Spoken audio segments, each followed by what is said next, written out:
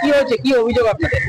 অভিযোগ বলতে কি যে আজকে সকালে চিন্তামণি ফোন করলো ওখানে বাবলু আইডিকে যে আমার স্বামীকে সদর হাসপাতালে ভর্তি করেছি মালদা মেডিকেল কলেজে, যে সকালে পাওয়া যাচ্ছে না।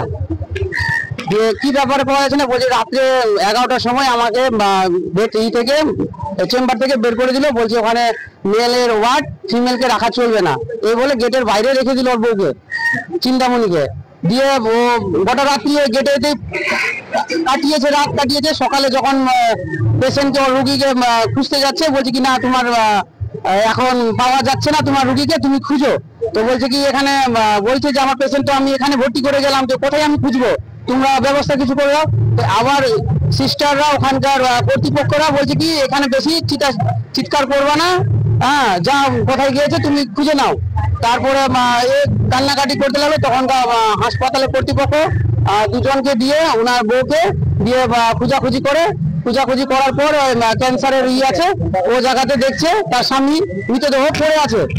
এবার ওনার স্ত্রীর বক্তব্য কি যে আমার স্বামী তো হাঁটাচলা করতে পারে না, তো সেই হিসাবে ওই জায়গাতে অসুস্থ মানুষ কিভাবে ওই জায়গায় পৌঁছালো, তার জন্য তদন্ত করা হোক। কি মনে করছেন, কার গাফিলতি? গাফিলতি এখানে হাসপাতালের কর্তৃপক্ষের গাফিলতি।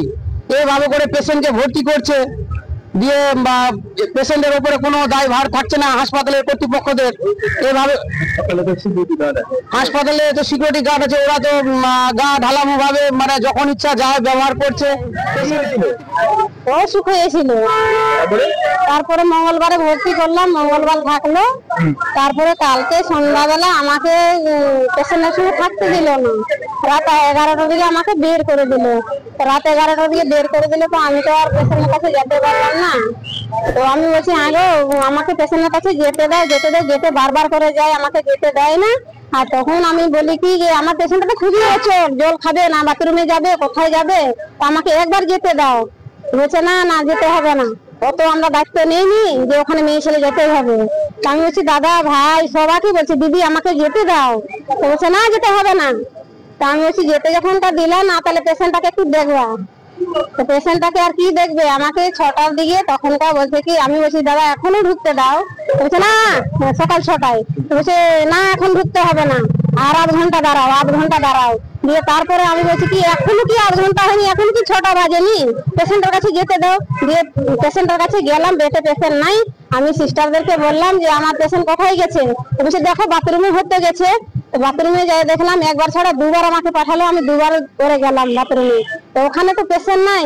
দিয়ে তখন এই রাস্তা দিয়ে গোটাই ঘুরতে একজনটা আমার সঙ্গে দিয়ে পাঠিয়ে দিল, বলছে কি এনার পিছনে যাও, নিজের পেশেন্টকে চিনতে পারবা। বলছে হ্যাঁ আমি চিনতে পারবো।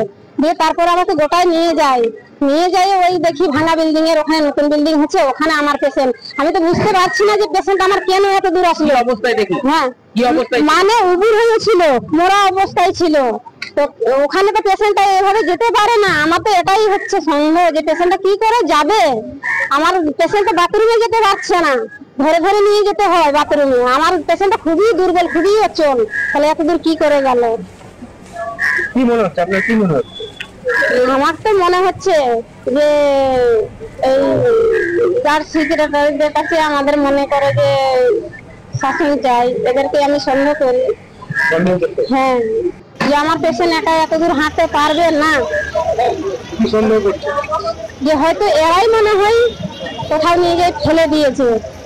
তারপরে ওখানে যাইয়ে তো দেখলাম ফেলার জায়গাটা, তো হেঁটে যায়নি। শুনলাম যে একটা পেশেন্ট সকালে মারা গেছে, বেডে ছিল না, পরে ওকে উদ্ধার করে নিয়ে আসে, তারপরে ডিক্লেয়ার করে। জিনিসটা খুঁটিয়ে দেখছি ওটা কি ঘটনা ঘটছে।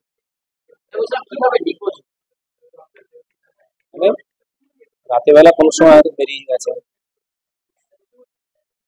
নিরাপত্তা রক্ষী আছে ছিল তাদের চোখকে ফাঁকি দিয়ে কভার হয়তো বেরিয়ে গেছে। পেশেন্টটা ভর্তি ছিল, সুগারের পেশেন্ট ছিল, জ্বর টর ছিল। আর লিখিত দিয়েছে শুনলাম, আমি এখনো দেখিনি। কমপ্লেন অনুযায়ী আমি সব ব্যবস্থা নিচ্ছি, খতিয়ে দেখছি।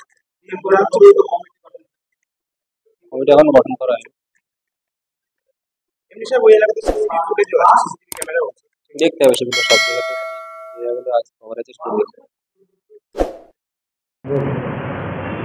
মালদা মেডিকেল কলেজ হাসপাতালে এক রুগী 3 দিন আগে ভর্তি হয়েছিল জ্বর নিয়ে, তারপর হঠাৎ মিসিং হয়ে যায়। পরিবারের অভিযোগ, বাড়ির লোকজনকে ঠিক করে জানানো হয়নি, আজকে মৃতদেহ উদ্ধার হয়েছে হাসপাতাল এলাকা থেকে। কী বলবেন? দেখুন, এটা তো এখন আপনার মধ্যেই শুনলাম। আমাকে প্রিন্সিপাল বা এমএসভিপি কেউ জানায়নি। আজকে একটা আমাদের আলাদা মিটিং আছে হাসপাতাল, সেখানে আমি তুলব। যদি দেখা যায় যে আমাদের কোনো স্টাফের দোষে হয়েছে, অ্যাকশন হবে বিরুদ্ধে। এক পেশেন্ট মালদা মেডিকেল কলেজ হাসপাতালে জ্বর নিয়ে ভর্তি হয়েছিল, তারপরে নিখোঁজ হয়ে যায়। বাড়ির লোকজনকে কিছু জানানো হয়নি, আজকে মৃতদেহ উদ্ধার হয়েছে। কী বলবেন? সারা পশ্চিমবঙ্গে এই তৃণমূলের রাজত্বে স্বাস্থ্য পরিষেবা একদম তলানিতে ঠেকেছে। আর মালদা মেডিকেল কলেজের যা অবস্থা, এটা মেডিকেল কলেজ নামে মাত্রই, এটা একটা রুরাল হাসপাতালের সমান। যে কোনো পেশেন্টকে এখান থেকে ট্রান্সফার করে দেয়, কী আছে খোঁজ নেয়, বিড়াল কুকুর ঘুরছে হসপিটালের মধ্যে।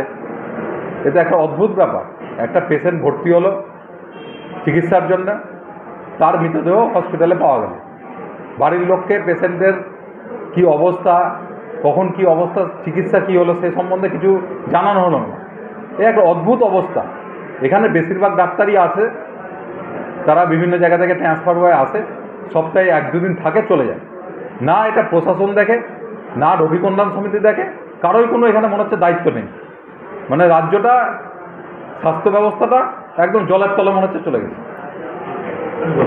আপনারা দেখছেন 24 ঘন্টা ইন্ডিয়া টিভি, সর্বদা সবার পাশে, সবার মাঝে। আজ এ পর্যন্ত। সঙ্গে রাখুন 24 ঘন্টা ইন্ডিয়া টিভি। দেখতে থাকুন সব জেলার সব খবর সবার আগে 24 ঘন্টা ইন্ডিয়া টিভির পর্দায়। নমস্কার।